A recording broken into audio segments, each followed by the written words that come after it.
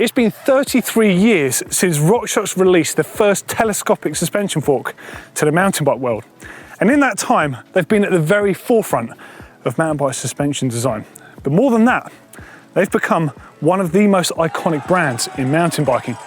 So in today's video, we're going to be checking out some of their latest and greatest tech innovations, but also diving back through those RockShox archives to see a bit where they came from, check out some wild stuff that you might not even know even existed. Think of today's video as a kind of mixtape of RockShox's greatest hits.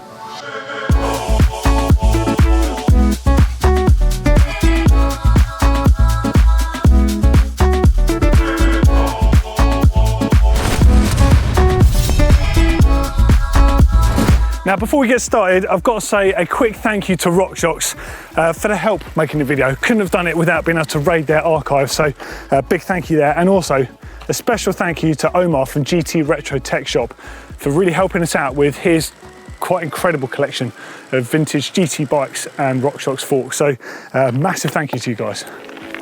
Looking at modern day trail and enduro bikes, you could be forgiven for thinking they've got more in common with motocross bikes than road bikes. But it wasn't always like this.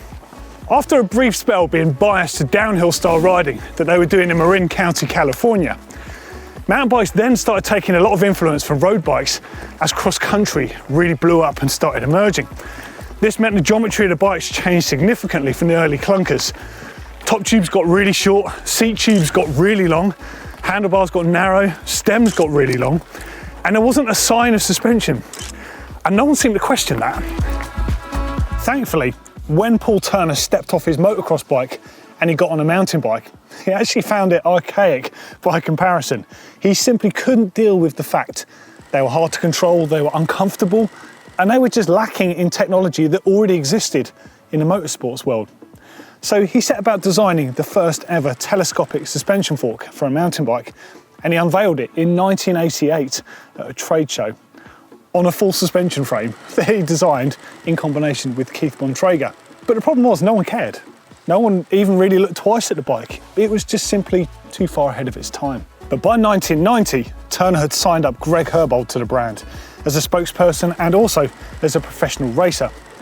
And Greg Herbold won the very first ever Downhill World Championships at Durango in 1990 using the RockShox RS1 fork, one of, in fact, the first 100 pairs produced. And as you probably imagine, the floodgates then opened. By 1997, RockShox was selling 1 million forks a year and it had revenues of 100 million. They had a 60% market share. And in these golden years, mountain biking was absolutely massive, and RockShox was right up there. I'm not sure there's any brand out there in mountain biking with a name as descriptive as RockShox, except perhaps Gary Fisher's mountain bikes from way back, or perhaps Muck-Off. But my point is, the name RockShox sounds great. It's descriptive, you know what it is already, and it's got one of the most iconic bits of graphic design in mountain biking. Now, although the original logo that you saw on the RS1, the pink one, the sort of retro looking one, that was unquestionably cool. It's this one I'm talking about, the RockShox pill.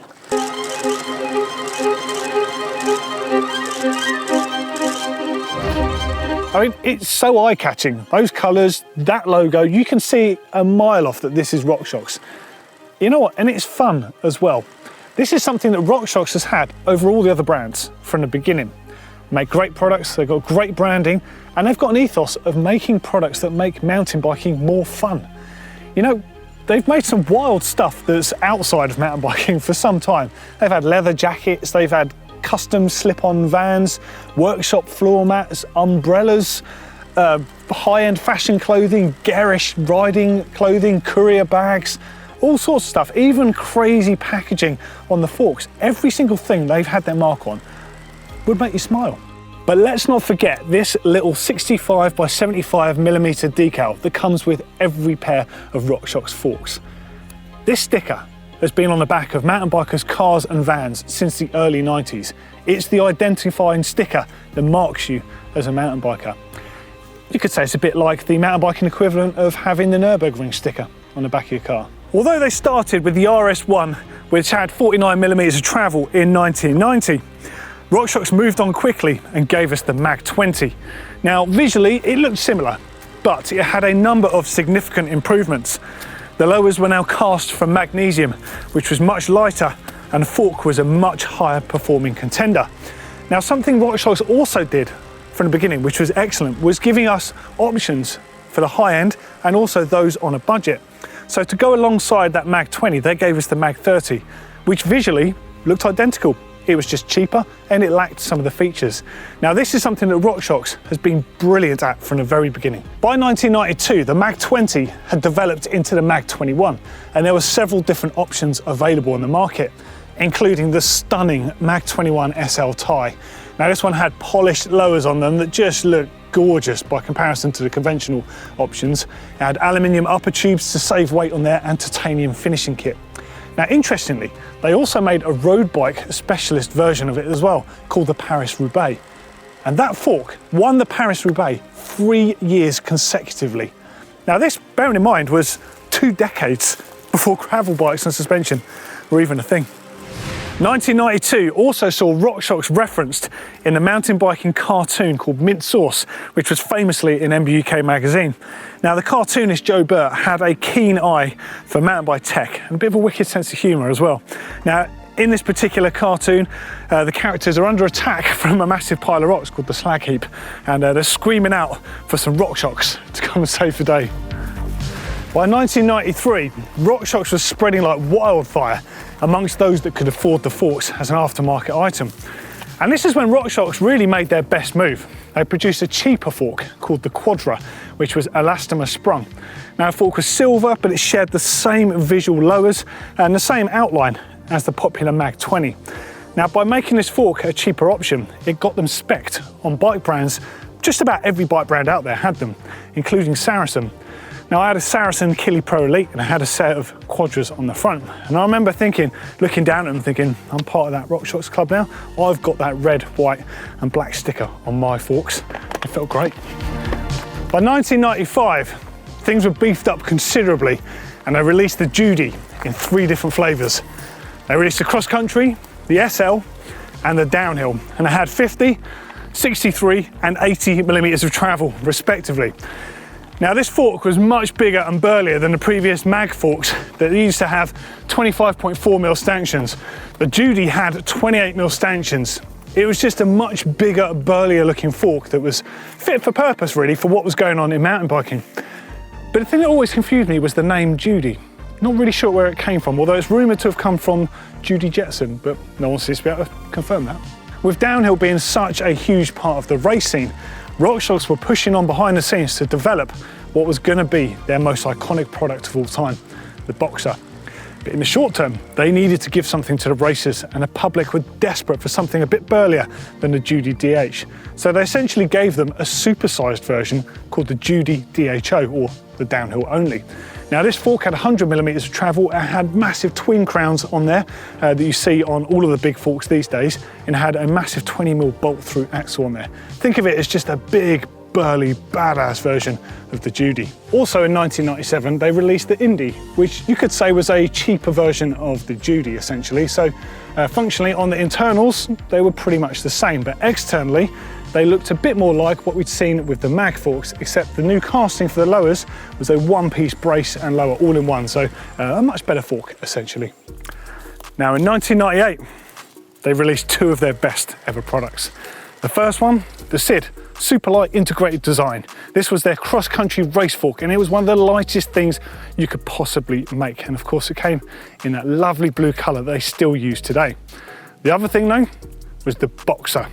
150mm travel, twin crowns, 20mm bolt through. This was the suspension fork that changed downhill racing. You could even go as far as saying that until this post-box red beast arrived on the scene, the downhill was just warming up. Now, something that's especially cool about the Boxer, and also showcases a bit of fun about the brand, is the fact they had the Boxer World Championships every year.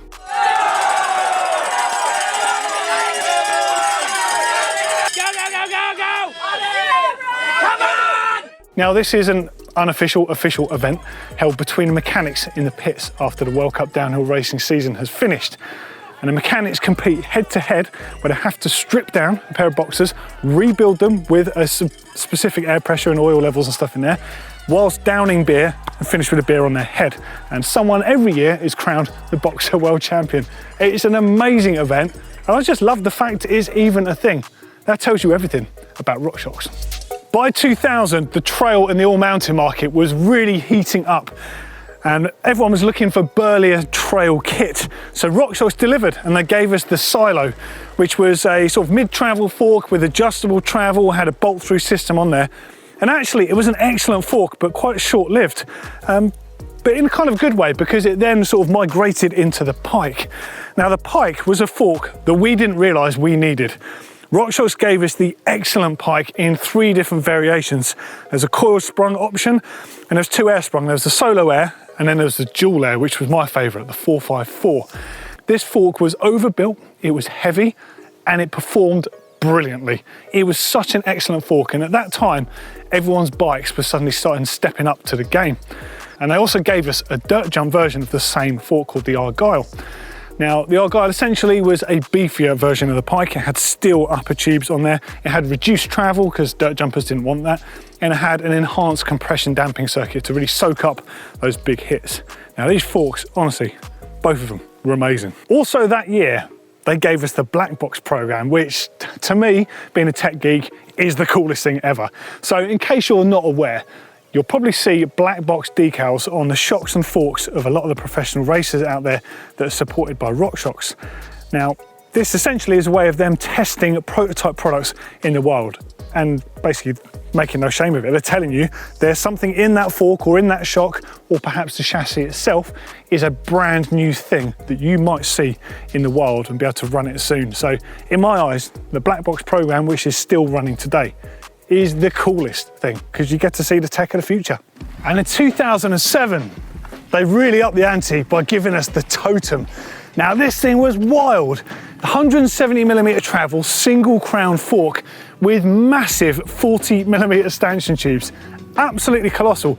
You could get air sprung versions, coil sprung versions. It even had lower leg lube ports at the bottom of the leg so you could keep them feeling supple the whole time. It was available with a 1.5-inch steerer tube as well, which thankfully has paved the way for tapered that we have on modern bikes. You know, the fork I think was just a bit too early. Like RockShox, you could say we're ahead of the curve again because, well, look where we are today with the Zeb.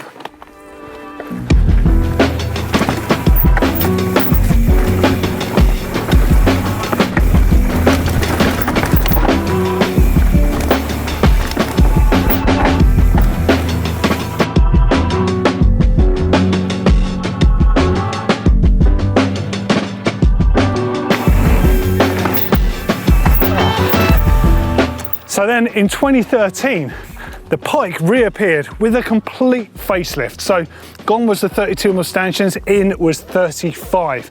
You can now get the Pike from 100 all the way up to 160mm travel. You can get it in various different options, lots of offerings there. They later moved up to the Charger damper. It was one of the most supple forks money could buy anywhere. And the Pike really did shape the modern trail fork. And then every year since then, they've been making it better and better and better, all the way up to now, which arguably is probably the best trail fork you can get. I think it's absolutely incredible.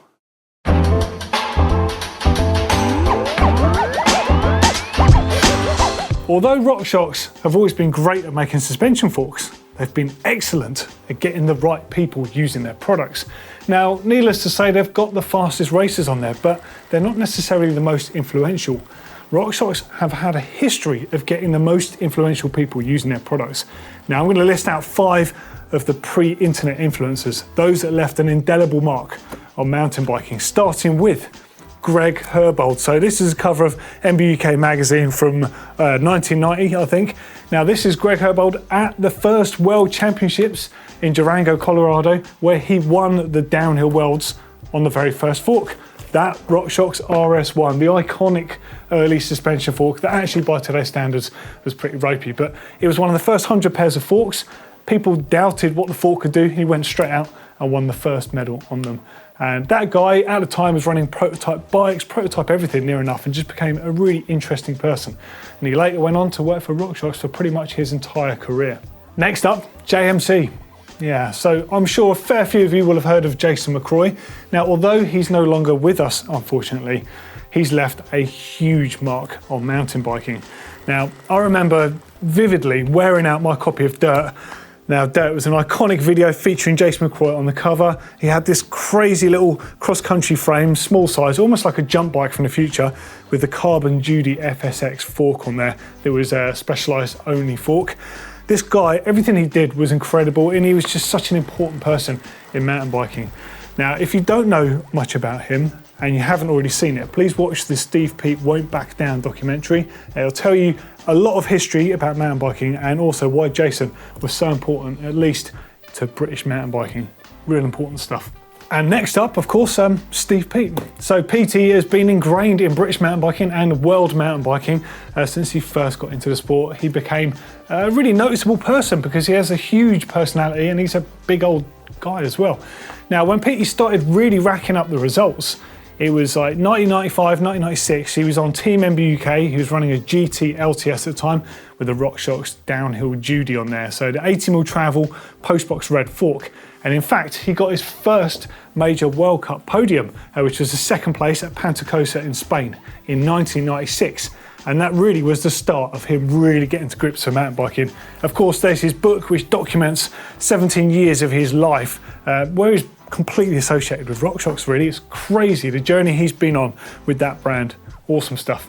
I can't not mention Hans Ray. So he's got a book documenting his life around mountain biking, and the stuff that he has done is quite frankly staggering. So you've got to think of Hans as an adventurer.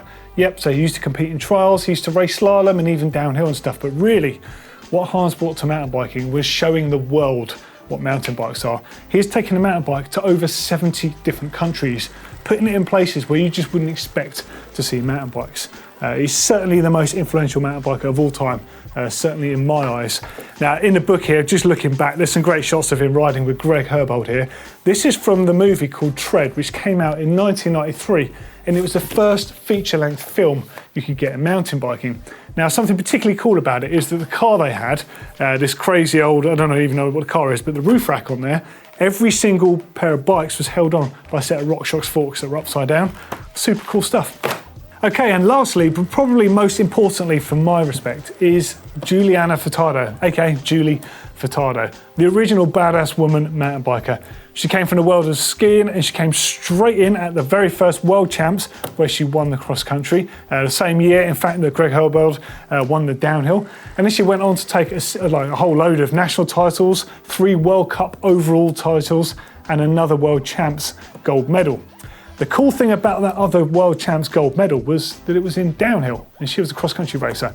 So she was racing up against specialists like Missy Jovi, people that dedicated themselves to downhill. And she did it on a bike that she'd barely ridden. So the day before, in practice, she rode a GT RTS, which was a suspension bike which she'd never ridden before, in practice, basically, with a Mag 21 fork on there, and it went on to win, which is absolutely outstanding. Now, in those really formative years of mountain biking, she was everywhere. She was over every printed publication. She was in lots of VHS cassettes back in the day, which sounds weird, even saying that compared to the online stuff we have today.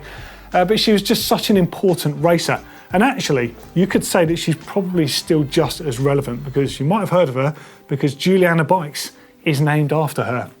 Yeah, she is that Juliana.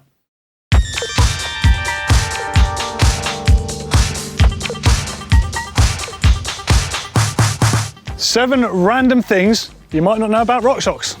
Number 1, the original RockShox forks were manufactured by a company called Diacomp USA. Diacomp USA were based in a place called Cane Creek Valley in North Carolina. And that company later went on to become Cane Creek Components, which, amongst other things, you guessed it, they make suspension forks now. Number 2, RockShox used to make disc brakes. I'm not talking about SRAM, I'm not talking about Avid, which were pre-SRAM, I'm talking about RockShox here. So AMP Research actually designed some brakes, RockShox bought the design from them and produced these disc brakes. So they were hydraulic calipers, which is really cool, lovely looking things. But the interesting thing is they were operated by cable. Number 3, RockShox used to make suspension products for Specialized. So someone at Specialized got in touch and were like, hey, we need some really cool RockShox stuff, but we want it a bit more specialized. So they designed the Specialized Future Shock range. Later within that range, they had the Judy Carbon FSX, which is probably one of the coolest forks you can get. And I hear at the moment, that's one of the most expensive and rare things you can get on the secondhand market.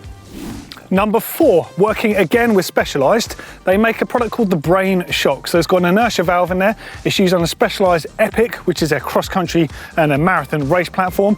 The inertia valve essentially means the shock won't work when you're pedaling and you're hammering, but it will work to bump force. Very cool piece of kit. Number 5, they also make rear shock absorbers. They've been doing it for years, and they've also made within those some extremely strange ones. The GT Lobo, as you can see right there, has a pull shock on there. Really bizarre design, and also this crazy prototype has a remote piggyback shock. Check that out. Number 6, I love lefty forks, and you're probably thinking, why is he talking about lefty forks? Because they're not RockShox. They do have RockShox internals though.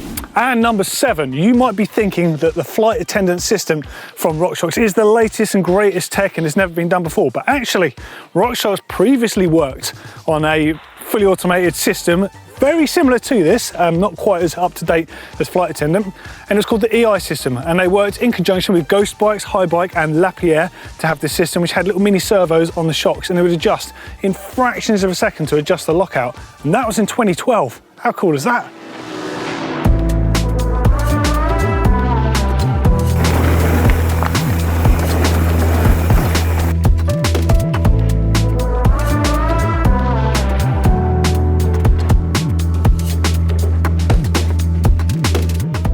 And so where are we today then? Well, as expected, RockShox has got the latest cutting edge innovation in every possible style. So they've just released their latest fork series, so the Zebs, the Lyrics and the Pikes. There is a video all about that, by the way, floating around down there somewhere. This is of course the Pike. So this is their trail fork. I think it's probably the best product they've ever made. It's absolutely brilliant. It's got a Charger 3 damper in here, which has separate high and low speed compression with no crosstalk between them. So whatever adjustments you make on them, they will not affect the other one. Brilliant stuff. It's also got adjustable air volume spaces in there, which we saw introduced in 2013 on that brilliant Pike that's just got better and better and better all the way through. It's also got buttercups on here, so think of those as vibration dampers, so it's kind of like suspension for your suspension. The slickest, the plushest and the most adjustable fork they've ever made, and you can also get the same technology in the bigger travel Lyric and the even bigger travel Zeb. Phenomenal. The rear shocks as well, everything's changed about these. They've got more bushing overlap, they're more sensitive to smaller bumps, they're better with bigger bumps. Again, you can adjust the air volume on the inside of these. You've got a lockout or a threshold switch on there to make the bike prop up that bit better for climbing. You've got adjustable high speed and low speed compression damping and rebound. Again, the best they've ever made. And then of course, there's the reverb. So yeah, it could be easy to forget that this is actually a RockShox product and not part of the SRAM stuff. So yeah, they first introduced these in 2010 and it had the external hose on there, but the fact it was a hydraulically operated dropper post felt so much better than anything else available at the time. And they've done it again with the Access one. So yes, this is a super high-end dropper post, but it's infinitely adjustable, it's ultra fast, and if there's only one electronic wireless thing you get on your bike ever, make it that. It's a genuinely game-changing piece of kit for how well it can help you ride off-road. Micro adjustable at the touch of a button. Brilliant stuff.